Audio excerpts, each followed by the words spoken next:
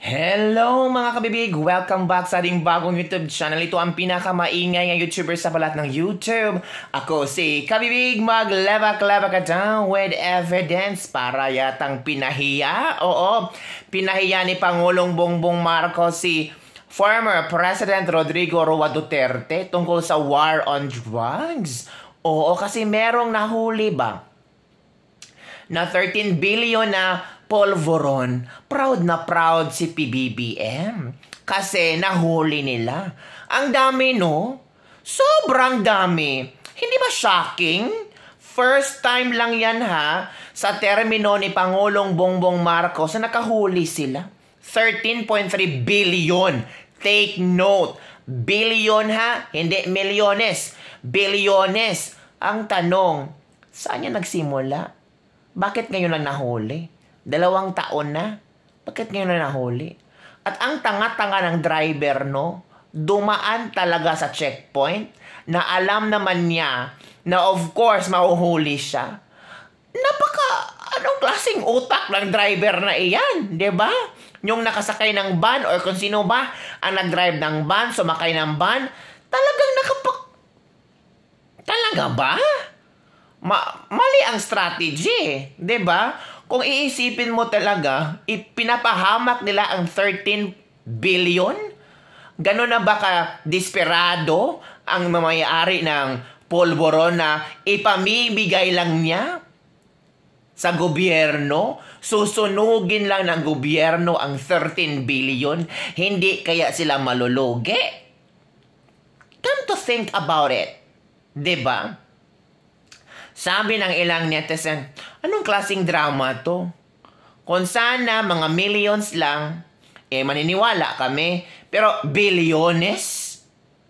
Ang tanong, saan papunta ang bilyones na pulboron? Malaki yan. Bilyones. Ito naman ang sagot ni Pangulong Bongbong Marcos. Parang very proud si Pangulong Bongbong Marcos sa isa sa pinakamalaking achievement sa kanyang panggobyerno. Sabi ni Pangulong Bongbong Marcos, yan ang dapat na approach sa drug war. Yung yung very soft, smooth na approach daw sa drug war. Bloodless daw dapat ang approach para maniniwala ang mga tao. Sabi dito, proud na proud si Pangulong Bongbong Marcos na bloodless approach is very effective sa kanyang termino bilang presidente. Walang natsugi, walang nag-goodbye Philippines, kundi ang nag-goodbye ang shabu-shabu. Ito ha. This is the biggest shipment of polvoron na nahuli natin. But no one person died. Walang namatay, walang naputukan, walang nasaktan. Come to think about it. So yung driver ng van natakot. Ewan ko. Parang hindi ko nakita ito sa FPG Batang Quiapo. Hindi ko nakita yung ganong estilo ba? Natural, manglaban talaga yun, oy. Dapat talaga may putukan, may barilan, pero wala eh. As in, peacefully, ibinigay ang 13 billion street value or 1.8 tons na shabu. As in, sa inyo na yan. Okay na yan. Anong gawin nyo sa amin? Ikukulong nyo ba kami? Yung mga ganun ba? Basta ino-operate natin ng dahan-dahan. Ay, smoothly pala ang pag-operate. Ikaw talaga kabibig ha. Mali-mali ang mga impormasyon mo. Mali-mali yung laman ng utak mo. Tawag ito, ino-operate nila ng dahan-dahan.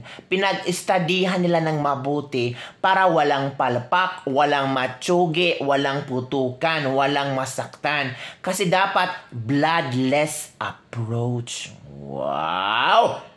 Believe na ako, bloodless approach. Yan naman dapat ang approach para sa akin. Yan ang dapat na approach ng drug war. confident si Pangulong Bongbong Marcos na itong bloodless approach niya para yatang takot siya sa ICC.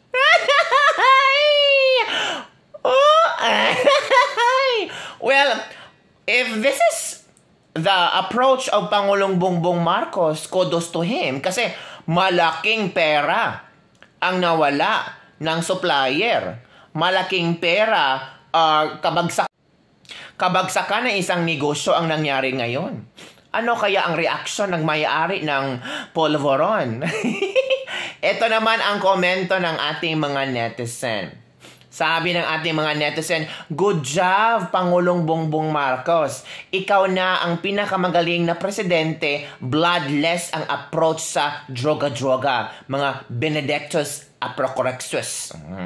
Kumpara kay Duterte na Lord of all drug lords sa Southern Philippines. Ay talaga day, meron kang ebidensya? Wala ka ni Arturo Las Cañas. Ito pa. The president of the Philippines is commending the authorities for not killing anyone during a massive drug bust.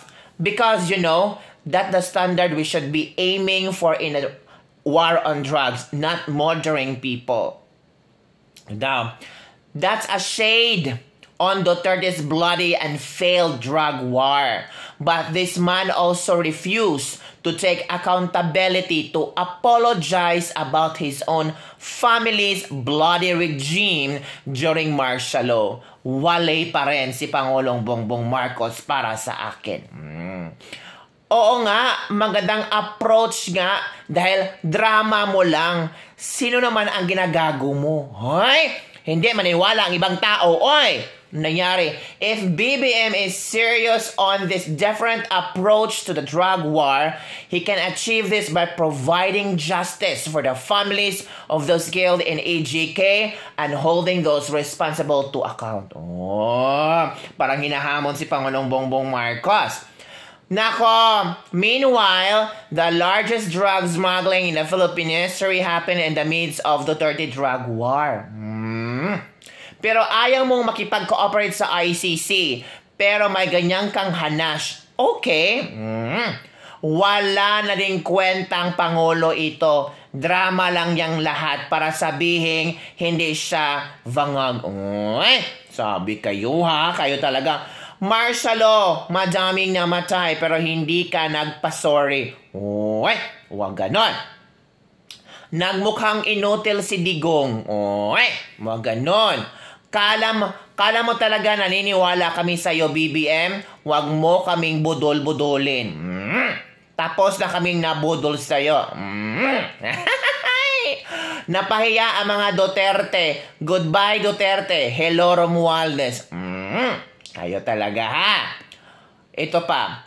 I'm sure na si Duterte ay gigil na sa statement ni Bongbong Marcos. Kasi sa kanya, bloody drug war. Kabongbong, bloodless drug approach. Dapat ipahuli mo rin ang supplier.